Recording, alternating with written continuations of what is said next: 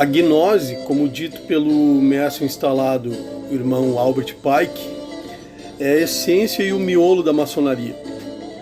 Por gnose, devemos entender aqui o conhecimento tradicional que constitui o fundo comum de todas as iniciações, cujas doutrinas e símbolos se têm transmitido desde a mais remota antiguidade até os nossos dias, através de todas as fraternidades secretas e discretas, cuja extensa cadeia jamais foi interrompida.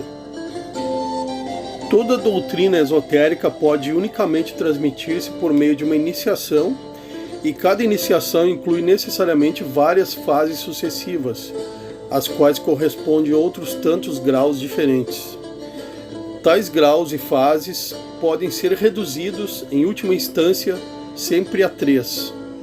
Podemos considerar que marcam as 3 idades do iniciado, ou as 13 épocas da sua educação, e caracterizá-las, respectivamente, como estas 3 palavras: nascer, crescer e produzir.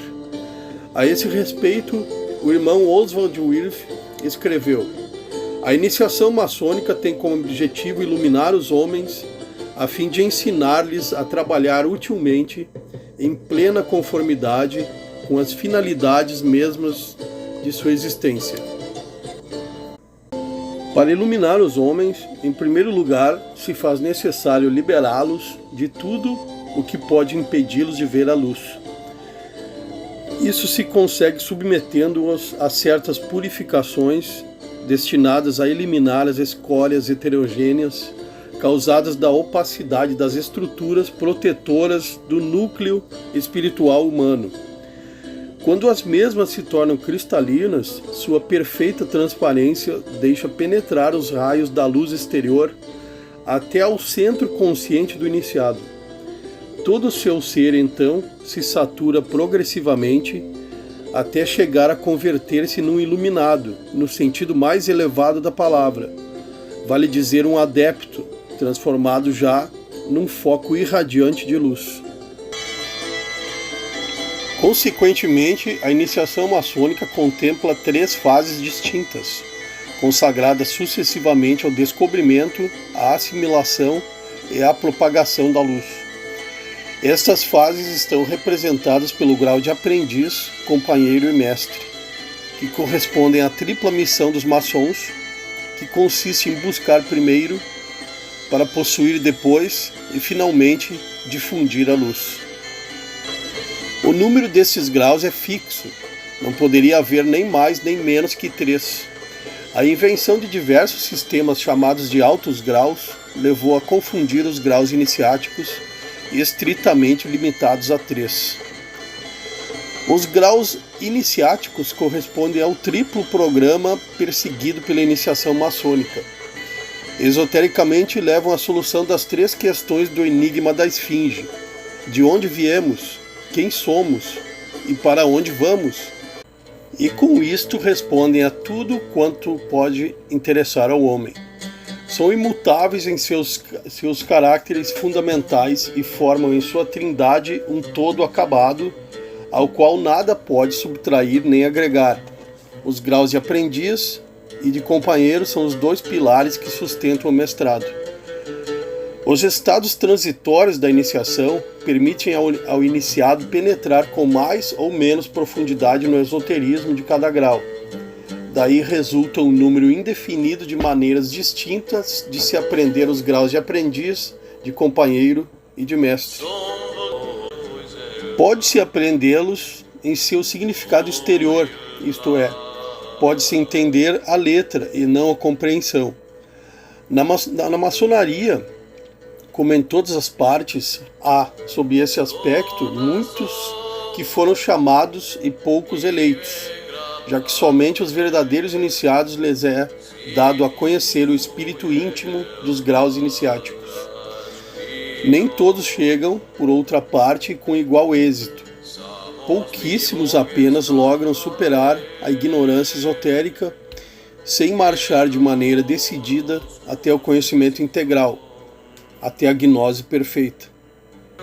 A gnose, representada na maçonaria pela letra G, da estrela flamígera se aplica simultaneamente ao programa de busca intelectual e do treinamento moral dos 3 graus de aprendiz, companheiro e mestre. Com a aprendizagem, busca-se penetrar no mistério da origem das coisas. Com o companheirismo, descobre o segredo da natureza do homem e revela, com a maestria, os arcanos do destino futuro dos seres. Ensina, além disso, ao aprendiz a potenciar ao máximo suas próprias forças e mostra ao companheiro como captar as forças do meio ambiente e ensina ao mestre a reger soberanamente sobre a natureza obediente ao centro de sua inteligência. Há que se lembrar de fato que a iniciação maçônica se remonta à grande arte, a arte sacerdotal e real dos antigos iniciados. Sem querer entrar na complexa questão das origens históricas da maçonaria, recordaremos tão somente que a maçonaria moderna, tal como a conhecemos atualmente, deriva de uma fusão parcial dos Rosacruzes, que haviam conservado a doutrina gnóstica desde a Idade Média, com as antigas corporações de maçons construtores, cujas ferramentas, por demais, foram empregadas como símbolos pelos filósofos herméticos, tal como pode-se ver, em particular, na figura de Basílio Valentim.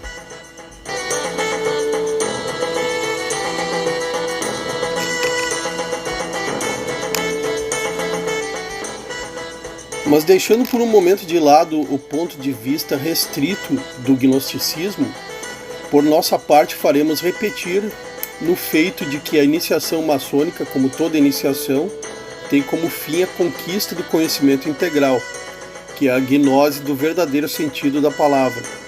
Podemos dizer que esse conhecimento, mesmo que falando com propriedade, constitui realmente o segredo maçônico. E por essa razão, o dito segredo resulta então ser essencialmente incomunicável.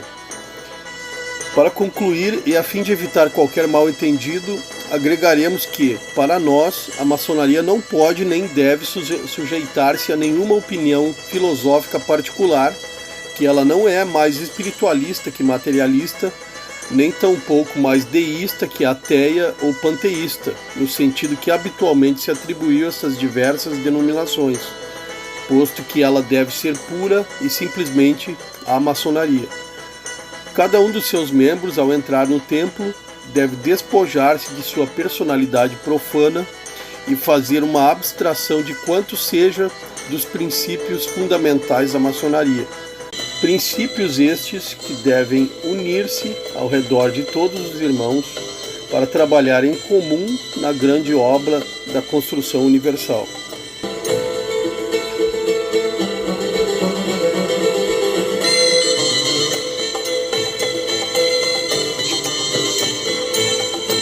Um tríplice fraternal abraço e até o nosso próximo podcast, meus irmãos.